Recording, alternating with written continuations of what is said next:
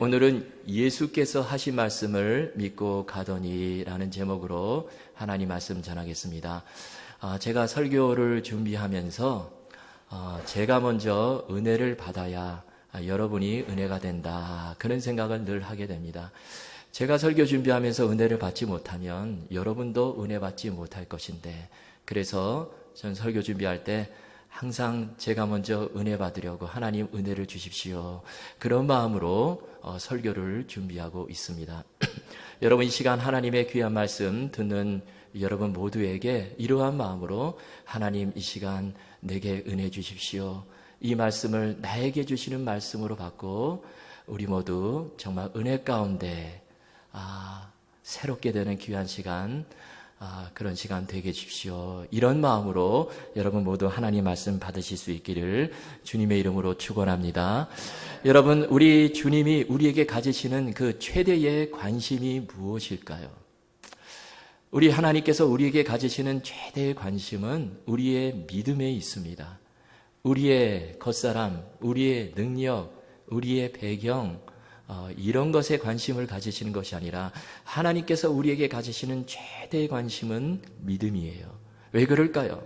믿음이 있어야 우리가 하나님의 놀라운 역사를 보고, 믿음이 있어야 섭리의 하나님이 누구신지를 깨닫게 되고, 그리고 믿음이 있어야 우리가 이 세상 살아가면서 다가오는 여러 가지 시험 풍파들을 이길 수 있기 때문에 그렇습니다. 또 하나님께서는 믿음이라는 그 통로를 통해서 반드시 축복을 부어주시기 때문에 그래요. 믿음이 없으면 우리가 많은 축복을 놓치게 되는데, 그러나 믿음이 있으면 하나님께서 예비하신 축복을 받을 수 있다는 것입니다. 그래서 히브리서 11장 6절에 보면 이렇게 말씀하시죠. 믿음이 없이는 하나님을 기쁘시게 하지 못하나니. 여러분, 그 말씀 그대로예요. 믿음이 없으면 절대로 하나님을 기쁘시게 할 수 없습니다. 근데 뒤집으면 믿음이 있으면, 하나님이 원하시는 믿음을 갖게 되면 우리는 하나님을 정말 기쁘시게 하는 삶을 살 수 있다는 것이죠. 여러분, 그래서요, 이 시간 오늘 본문 말씀을 계속해서 이 믿음의 관점에서 살펴보려고 합니다. 자, 오늘 본문 말씀은 예수님께서 갈릴리 가나에서 행하신 이 두 번째 기적의 사건을 소개를 하고 있죠. 어떤 스토리입니까? 우리가 잘 아는 스토리인데요. 왕의 신하의 아들이 병들어서 죽어가는 것입니다. 이름은 알 수 없지만 그 직책이 나와 있는데 왕의 신하예요. 대단히 높은 사람이죠. 이때 왕은 아마 갈릴리 분봉왕으로 있었던 헤롯 안티파스 왕이었을 것입니다. 그런데 그의 신하예요. 그에게는 최고의 권력이 있고 또 재물도 있었습니다. 그런데 문제가 그의 아들이 죽어가는 거예요. 이렇게 되니까 전혀 손을 못 대는 것입니다. 그에게 아무리 권세 재물이 있어도요, 다 무용지물이에요. 아무런 소용이 없습니다. 뿐만 아니라 이 사람이요, 왕의 신하니까 당대 최고의 의사들 다 모셔다가 진찰을 받았을 것입니다. 그런데 아무도 못 고치는 거예요. 의사들도 다 무용지물입니다. 자, 이렇게 되자 이 왕의 신하가 드디어 예수님 앞으로 나오게 되는 것입니다. 여러분, 우리도 살다 보면서 내 힘으로 정말 도저히 안 되는, 내 노력으로 아무것도 할 수 없는, 정말 내 모든 것이 무용지물이 될 수밖에 없는 그런 상황이 올 때가 있어요. 여러분, 그럴 때 우리가 기억해야 될 것은 바로 주님 앞으로 나아가는 것입니다. 주님은 문제의 해결자이신데 그 주님 앞으로 나아가라는 거예요. 그래서 이 왕의 신하가, 이 사람은 가버나움에 살고 있었는데요. 이때 당시 예수님은 갈릴리 가나에 계셨는데 그 거리가 어느 정도 되냐면 34km 정도입니다. 먼 거리죠. 이때 뭐 자동차가 있는 것도 아니고요. 뭐 짐승을 타고 온다든지 아니면 걸어서 와야 되는데 그 먼 거리를 예수님을 만나기 위해서 오는 거예요. 그리고 예수님을 만나고 죽어가는 아들이 고침을 받게 되는 놀라운 기적을 보게 되는 것입니다. 그런데 사실 제가 이 본문을 가지고 설교를 준비하면서요, 좀 애를 먹었어요. 사실 우리가 보면 너무 정형화된 그 패턴의 이 기적의 사건인데요. 그래서 잘못하면 좀 식상하고 지루할 수 있는 그런 말씀이 될지 모른다. 그런 생각이 드는 거예요. 그래서 이 말씀을 어떻게 우리 성도님들에게 잘 전할 수 있을까? 그렇게 기도하면서 전하다가 하나님께서 지혜를 주시더라고요. 여러분, 이 스토리는 우리에게 정말 중요한 한 가지 메시지를 전하고 있는데, 그것이 뭐냐면 이 왕의 신하의 믿음이 변화되더라는 것입니다. 다시 말씀드리면 예수님께서 이 왕의 신하의 믿음을 성장시켜 주시는 거예요. 업그레이드 시켜 주신다라는 것입니다. 여러분, 오늘 이 말씀을 들으면서 정말 예수님께서 왕의 신하의 그 믿음을 업그레이드 시켜 주셨던 그 믿음을 우리 주님께서 저와 여러분에게 원하신다는 것입니다. 자, 그러면 왕의 신하가 처음 가졌던 그 믿음은 어떤 믿음이었을까요? 그것은 조건부 믿음이었습니다. 여러분, 조건부 믿음은 어떤 믿음일까요? 만일 무엇 해주면 내가 믿겠습니다. 만일 이렇게 되면 내가 할 수 있는데, 이 앞에다가 만일 if라는 단어를 붙이게 되면 이것이 바로 조건부 신앙이죠. 여러분, 처음에 왕의 신하가 그런 믿음을 보였습니다. 그래서 47절을 보십시오. 우리 함께 읽겠습니다. 시작. 그가 예수께서 유대로부터 갈릴리로 오셨다는 것을 듣고 가서 청하되 내려오셔서 내 아들의 병을 고쳐주소서 하니. 이 구절을 가만 보면 이 왕의 신하가 첫 번째로 내건 조건이 나와요. 그것이 무엇입니까? 내려오소서, 이 말입니다. 지금 이 왕의 신하가 예수님께서 가버나움에 내려오셔서 나와 함께 가셔야 내 아들이 살 수 있습니다, 이 믿음을 보여준 것입니다. 자, 그런데 이 왕의 신하는요, 예수님이 누구신지 그것을 모르는 거예요. 여러분, 예수님이 어떤 분이십니까? 예수님은 시공을 초월하신 분이세요. 예수님이 고치실 때 가시지 않으시고 그 자리에서 말씀만으로 고치신 그런 케이스가 있죠. 바로 백부장의 종이 병들어 죽어갈 때, 그때도 거의 비슷한 상황인데요. 그때 어떻게 하십니까? 예수님께서 그 집에 가서 고쳐주시려고 하자 백부장이 사람을 보내가지고 뭐라고 그럽니까? 주님, 오실 필요가 없습니다. 그 자리에서 그냥 말씀만 해주십시오. 그러면 내 종이 낫겠습니다. 나도 군인인데 내 밑에 부하들이 있는데 부하들에게 이리 오라 가면 이리 오고 저리 가라면 저리 가는데 주님, 그 자리에서 말씀만 하시면 낫겠습니다. 이런 말을 하는 거예요. 예수님께서 그 말을 들으시고 어떻게 하십니까? 정말 그 믿음을 칭찬하시죠. 이스라엘 가운데 이만한 믿음을 본 적이 없다, 그렇게 칭찬해 주세요. 여러분, 주님께서는 이런 분이십니다. 말씀으로 그냥 그 자리에서 고치실 수 있는 분이세요. 그런데 이 왕의 신하는 여기에다가 조건을 붙인 것이죠. 내려오소서. 그리고 또 한 가지 49절에 보면 이렇게 말합니다. 신하가 이르되 주여, 내 아이가 죽기 전에 내려오셔서. 여기 또 한 가지 조건을 붙이는데요. 그것은 주님, 반드시 내 아이가 죽기 전에 내려오셔야 한다는 것입니다. 죽으면 소용이 없다는 것이죠. 그런데 이것도 예수님에 대해서 한참 모르는 것입니다. 여러분, 우리 주님 어떤 분이십니까요?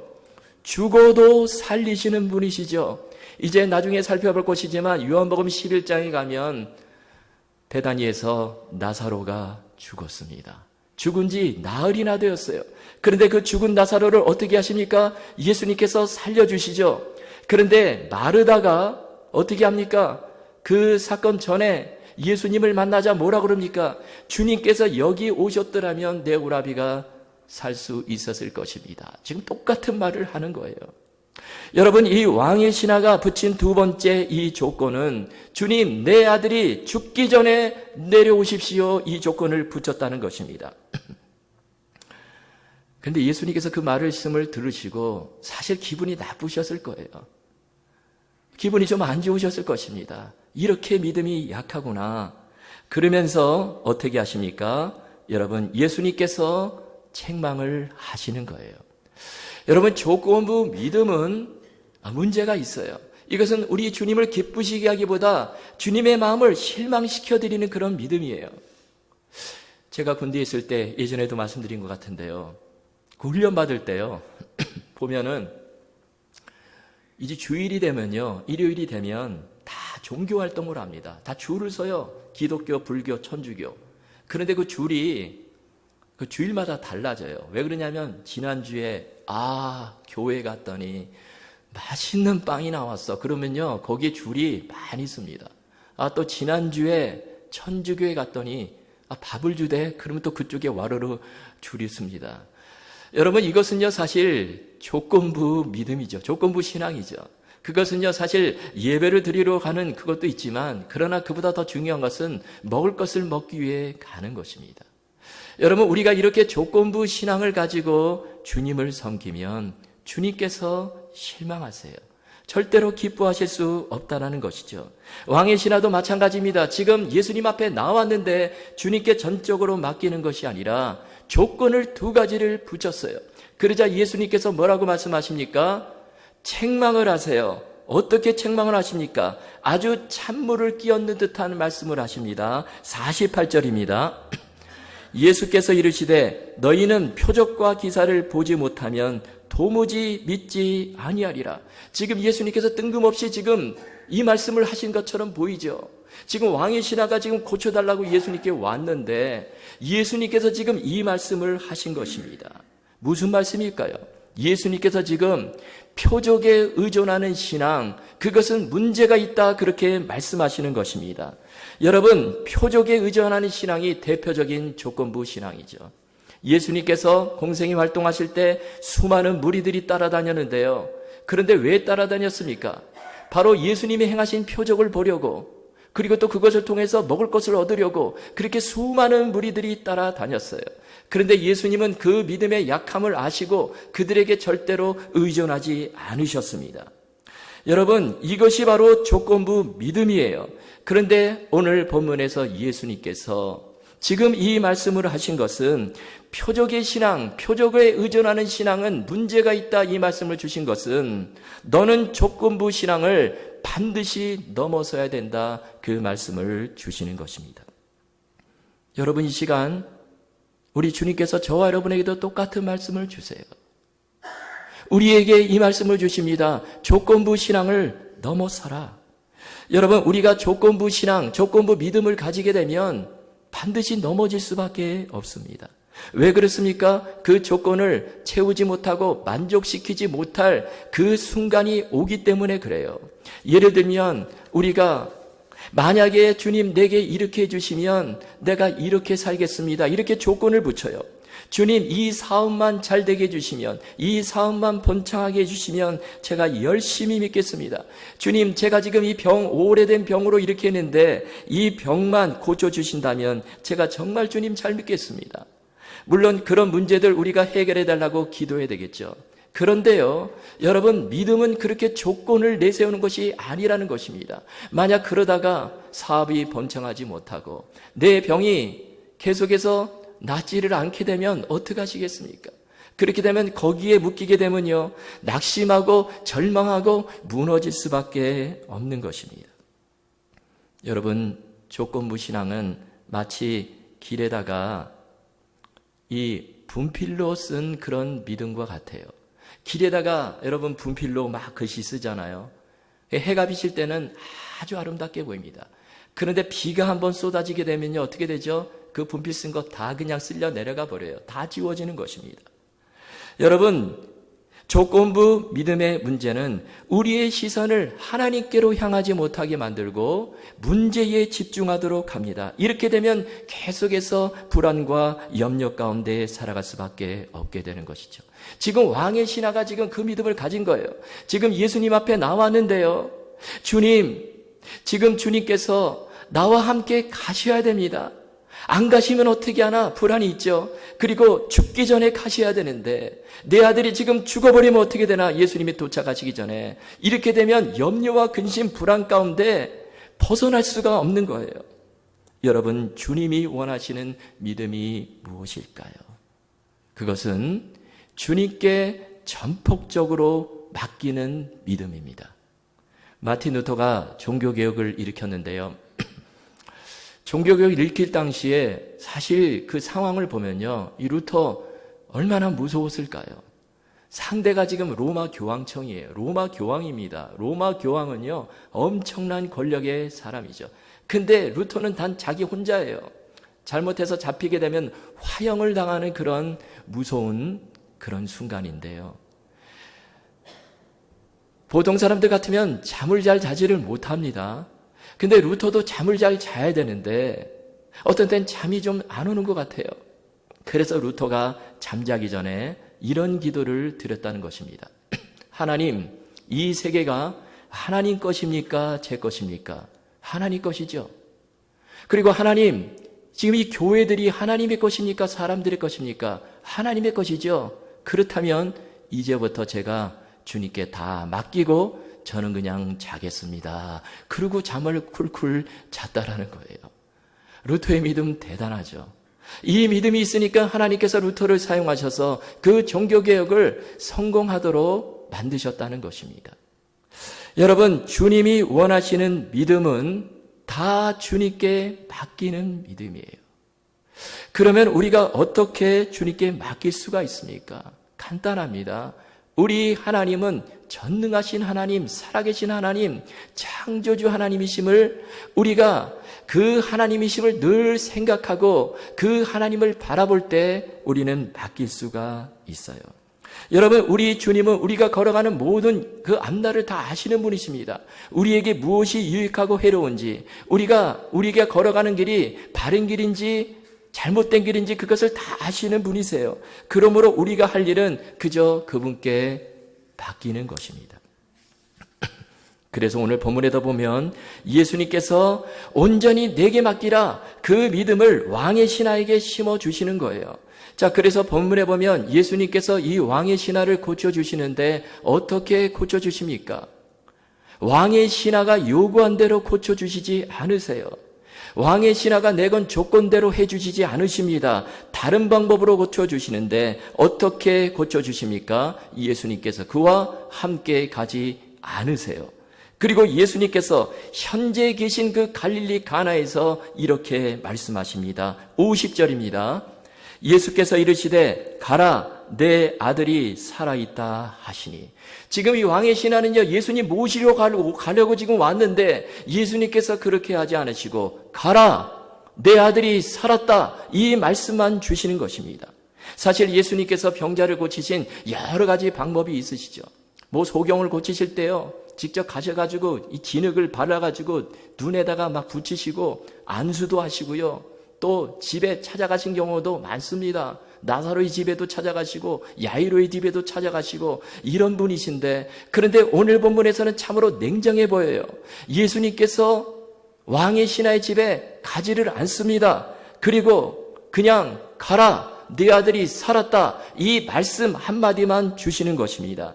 그런데 놀라운 것은 이 왕의 신하가 어떻게 합니까? 50절 뒷부분에 보시면 예수께서 하신 말씀을 믿고 가더니, 저는 이 말씀이요 너무나 은혜가 되었어요. 예수님께서 하신 말씀을 그저 믿고 가는 것입니다. 그는 처음에 조건부 믿음을 가지고 있었죠. 내가 생각할 때 예수님께서 이렇게 하셔야만 내 아들이 나을 수 있어, 주님께서 오셔야 되고 죽기 전에 오셔야 되는데, 그런데 이제는 그런 믿음이 아니라 그저 주님께 다 맡겨버리는 것입니다. 여러분, 지금은 이 왕의 신하는요, 가버나움에서 갈릴리 가나까지 34km를 온 거예요. 이거 정말 하루 종일 이렇게 시간을 걸어서 그렇게 왔는데요. 그런데 내려갈 때 주님의 그 한마디 말씀, 그 말씀만 듣고 다시 그 먼 거리를 가야 하는 것입니다. 그런데 왕의 신하는 그 주님의 말씀, 그 말씀만을 붙들고 내려갔을 때 놀라운 기적을 보게 되는 것입니다. 그것도 내 아들이 살았다, 예수님께서 말씀하신 그 시각에 그의 아들이 고침을 받게 된 것이죠. 미국의 에팔레치아 산맥 한 3,500km를요 도보로 완주한 사람이 있습니다. 그 사람은 빌 어윈이라는 사람인데요. 그런데 우리가 생각할 때 이 에팔레치아 산맥 3,500km 그냥 등산도 아니고 그냥 산길을 가는 건데 이게 뭐 대단한가, 그렇게 생각할 수 있죠. 요즘 보면요, 그 세계에서 최고 정상 에베레스트 산 봉우리 8,848m, 거기도 등산해갖고 그런 사람들도 있는데, 근데 이 빌 어윈은 그냥 에팔레치아 산맥 산길을 따라서 한 3,500m를 그렇게 완주를 한 거예요. 근데 이게 뭐 그렇게 대단한 것인가, 그렇게 생각할 수 있는데 빌 어윈에게는 참으로 대단한 일입니다. 왜냐하면 그는 시각장애인이었기 때문에 그래요. 시각장애인으로서 그는 세계 최초로 에팔레치아 산맥 산길 3,500km를 완주를 한 것입니다. 대단한 일이죠.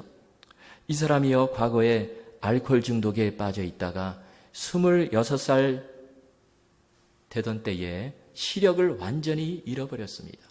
그래가지고 완전히 절망된 상태였는데 정말 죽으려고도 그렇게 시도하고 그런 상황이었는데요. 그런데 그러다가 예수님을 만나게 돼요. 그리고 회복이 됩니다. 그래서 이 사람이요, 새로운 믿음의 인생을 살게 되는데요. 그래서 이 사람의 나이 50세가 되었을 때 내가 저 에팔레치아 산맥 산길 한 3,500km를 내가 완주를 해보게 되겠다. 그런 결심을 하게 됩니다. 그런데 지도 한 장 없이, 나침판도 없이, 무슨 GPS도 없이요, 그 길을 가는데요.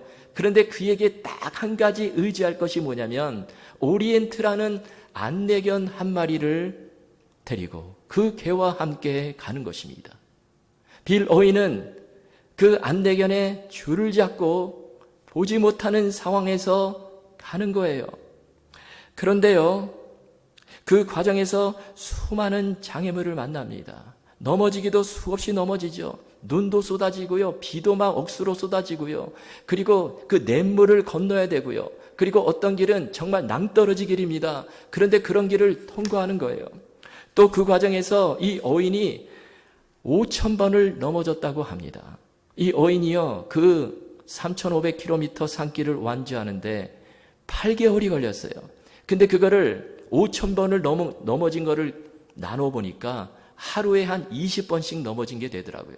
하루에 20번씩 계속 넘어졌다가 일어나면서 그런 어려운 가운데서도 완주를 하는 것입니다. 그냥 손과 무릎은 셀 수 없이 까이고요. 그리고 이 갈비뼈에도 막 금이 가고, 그런데 결국에 이 에팔레치아 산맥 3,500km를 완주를 했어요. 목적지에 무사히 도착한 것입니다. 여러분, 그 비결이 무엇일까요? 그것은 안내견이 그를 인도했기 때문에 그렇습니다.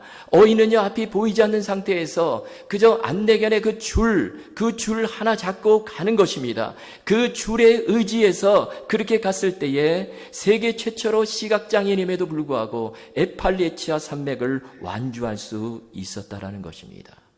여러분, 우리는 여기서 놀라운 교훈을 얻게 되죠. 우리 인생도 마찬가지예요. 여러분, 우리도 어떻게 보면 영적으로 시각장애인이에요.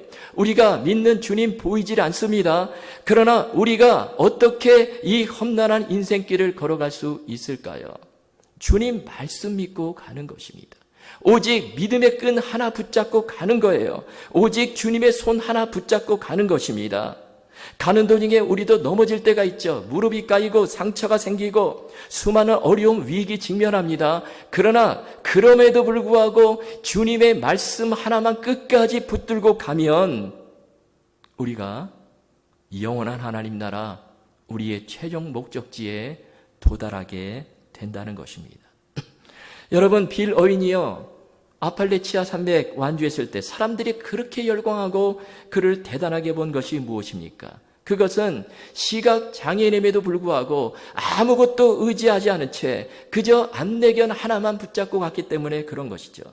여러분, 만약에 여인이여 가다가 힘들면 사람 손 붙잡고 가다가 안 되겠다, 자동차도 좀 타고 가야 되겠다, 자동차도 타고 가고, 그러면 사람들이 열광을 안 했을 것입니다.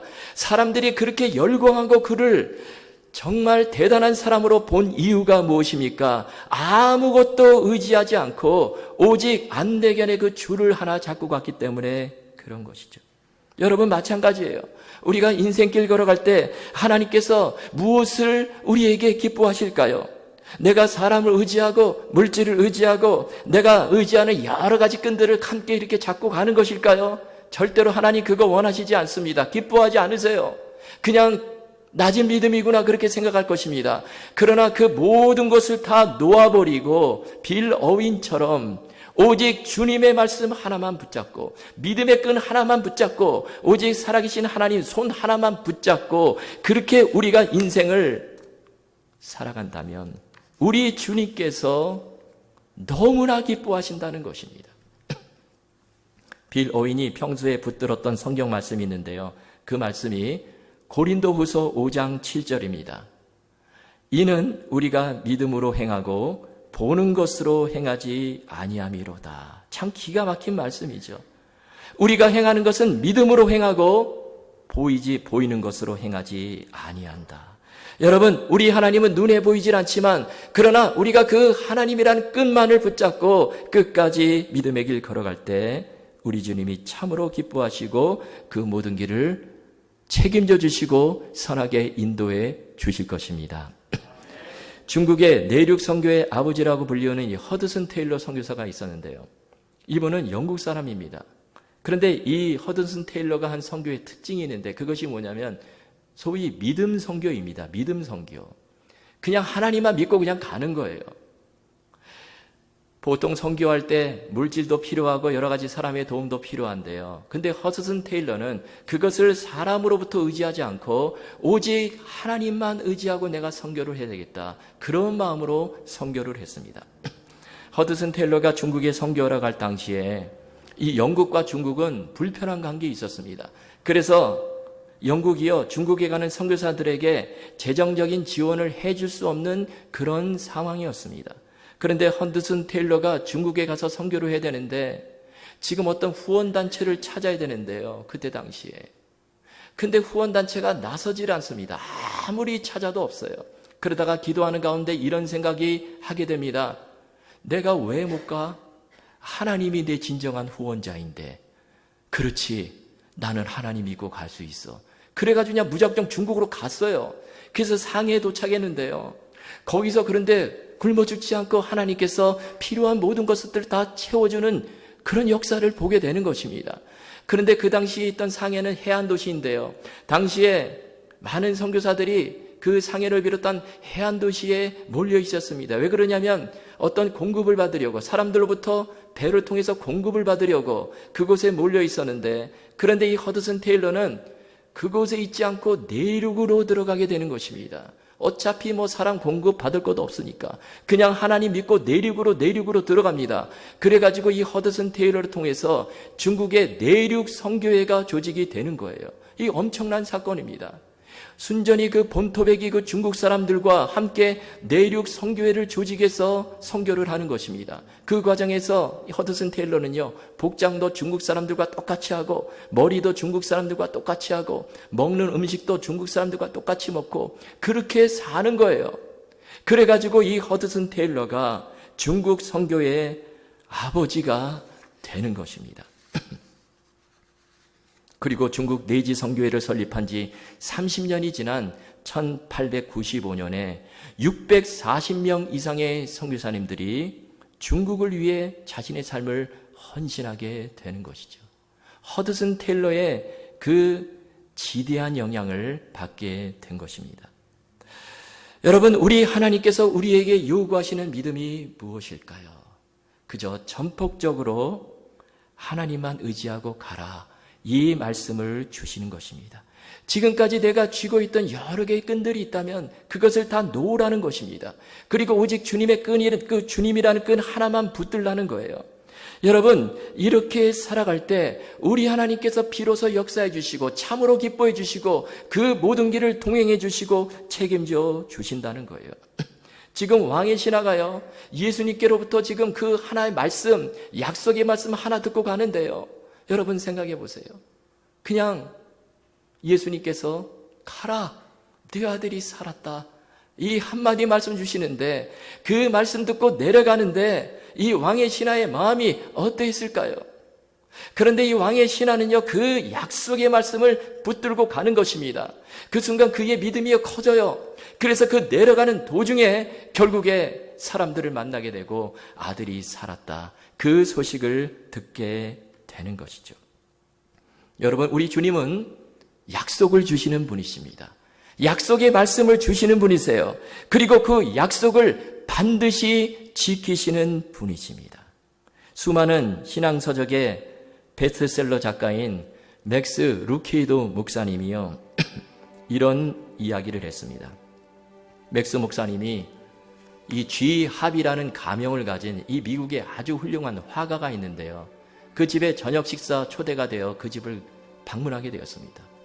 가보니까요, 화가의 집이라 달라요. 벽에요, 정말 완전히 진품, 완성품들이 쫙 걸려 있습니다. 너무나 아름다운 그림들이에요. 근데 그 집 뒤편에 한 스튜디오가 있는데 거기에 안내를 하는 거예요. 그래서 거기 들어가 보니까 거기는 작업실입니다. 근데 거기에 보니까 완성품이 아니에요. 그림들이 어떻게 보면 이게 무슨 그림인가 그럴 정도로 그런 그림들이 이렇게 있는 거예요. 어떤 그림은 사람의 완전히 목이 없어요. 어떤 그림은 산봉우리가 없습니다. 그런데 사람들이 그 그림을 보고 이게 뭐야? 이거 완전히 실패작이네. 그렇게 말할 수가 없죠. 여러분, G 하비 이분은요, 지금 계속해서 그 그림을 완성하고 가는 상태입니다. 언젠가는 다시 사람의 목이 생길 것이고 산봉우리가 완성되고 그러면 정말 멋진 완성품이 탄생이 될 것입니다. 여러분, 마찬가지예요. 우리 주님은 우리의 인생을 빚어가시는 전능하신 예술가이십니다. 우리 하나님의 그 작업은 아직도 끝나지 않았어요. 지금도 주님은 저와 여러분을 위해 지금 작품을 완성해 가시는 그런 중이세요. 우리 주님은 저와 여러분의 놀라운 계획을 세웠습니다. 그리고 놀라운 약속의 말씀을 주셨어요. 그러면 우리의 믿음의 근거는 너무나 확실하죠. 그 약속의 말씀 하나 붙들고 가면 되는 것입니다. 우리 하나님, 우리 인생의 최고의 예술가이신데 그 하나님 믿고 가면 되는 것입니다. 여러분, 우리가 걸어가는 인생길에도요, 이 왕의 신하가 내려가는 그 길, 갈릴리 가나에서 가버나움으로 그 주님의 약속의 말씀 하나 믿고 가는 그런 길들이요, 수없이 나타날 것입니다. 우리가 볼 때는 황량하죠. 아무것도 없어 보입니다. 눈에 보이는 것도 없고 손에 잡히는 것도 없어요. 그러나 우리가 걸어갈 때 주님의 약속의 말씀 붙들고 가는 것입니다. 그러면 주님의 놀라운 역사를 보게 된다라는 거예요. 여러분, 이 말씀 붙잡으시고요, 우리 하나님, 전능하신 하나님, 지금도 우리의 삶을 완성해 가시는 그 하나님 의지하시고 우리 끝까지 주님 바라보시고 전폭적으로 주님께 맡기시고 그렇게 주님 따라가시는 저와 여러분 다 되실 수 있기를 주님의 이름으로 축원합니다.